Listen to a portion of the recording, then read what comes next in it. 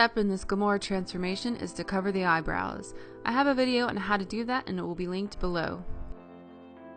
Next, I used a white eyeliner and sketched out the markings on Gamora's skin. In the movie, the markings seem almost carved into her skin, but I decided to make them raised because it's easier to replicate. To create the scars, I used Prozaid cream, which is a thickened version of Prozaid. I added some of that Prozaid cream into a plastic syringe and just piped it onto my white guidelines that I sketched in previously. You could also use a thick liquid latex for this. I know Mayron has a latex that tends to be thicker in my experience. And if you don't have a plastic syringe, you could always use a cake decorating bag and pipe on the designs. Once the Prozaid cream dries, I powdered it and then I began painting the skin using the green face paint from the Mayron Tropical Paradise palette. And face paint can be a bit streaky, so it's a good idea to layer the color until you get a nice opaque base. And also be careful when you're applying it around the Prozaid details, as you can ruin the details, so use a light stroke. I do get this question a lot. For darker skin tones, you want to start off with a white base first, and then apply your color on top. That's going to make the color very bright and vivid and true to color. Another good tip to help even out the face paint is to set it with an eyeshadow, and I'm using Sugarpill's Midori eyeshadow and buffing it all over my green skin. This works much like a face powder would. Next, I worked on coloring in around the eyes. I don't typically apply face paint in that area because it's going to crack over time, and generally speaking, I like to go with cream products. So I apply an eyeshadow primer, and then I use a base that corresponds with the skin tone. So for this one, I'm using Milani's Green Safari pencil, and then I'm going to set it in place with that Midori eyeshadow again.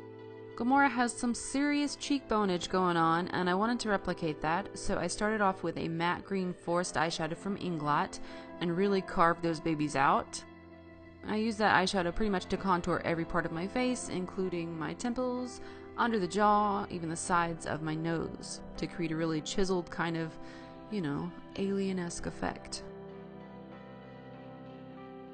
Moving on to the eyes, and to keep that coloring uniform, I applied that same forest green shadow to my crease and blended it into the Midori that I applied previously.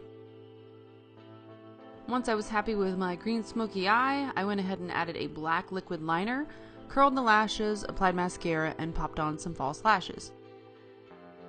I chose these lashes because they're denser on the outer portion and they kind of lift the eye. Then I finished off that eye by applying a black gel liner to the bottom lower lash line, or the waterline. Aliens make me think of shiny and metallic things, so I decided to add a nice highlight to the skin using Sugarpill's Chromolust in Tiara.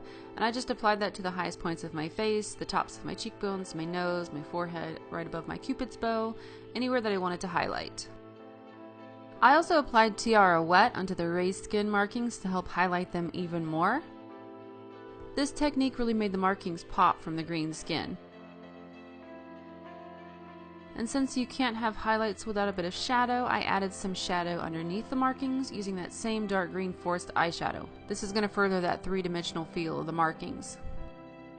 The lips were kind of tricky since I don't really own a green lipstick, surprisingly. So I went ahead and used the same Milani pencil that I used on my eyes. Definitely make sure you sanitize properly between uses. And to set those lips, I used Sugarpill's Chromolust in Junebug, and then I further deepened that color with pretty much the star of this whole tutorial, the matte 33 green from Inglot. Not gonna lie, the wig for this tutorial is incredible. It's probably the best wig that I own, quite possibly. Actually, possibly, it is the best wig that I own. And it's a 24-inch red highlight wavy synthetic lace front wig from divawigs.com. I'll have a link to this wig below in the info box, but basically I just put a wig cap on and then put the wig on. I did have to adjust it. It's hard for me to wear wigs because I have a smaller forehead, so a lot of times it looks strange, but after finicking with it a little bit and kind of pressing the lace up under the wig, it worked for me. And I also took a brown eyeshadow and created a false kind of hairline to help blend the wig into my hairline. And that's going to wrap up this Gamora inspired tutorial. I do hope you guys enjoyed it, and if you did, please make sure you hit that thumbs up button beneath the video and give me some love. Also join me on Facebook, Twitter, and Instagram for more. And let me know in the comments, or also by giving this video a thumbs up, if you want more Halloween tutorials for next week. I don't know if most of the parties are this weekend or not, so I don't know if you guys want more tutorials. Either way, I'm going to keep making these fun makeups throughout the year because I do enjoy doing them, and I think you guys enjoy them as well. So again, thanks so much for watching, guys, and happy Halloween. Be safe and take care. Bye.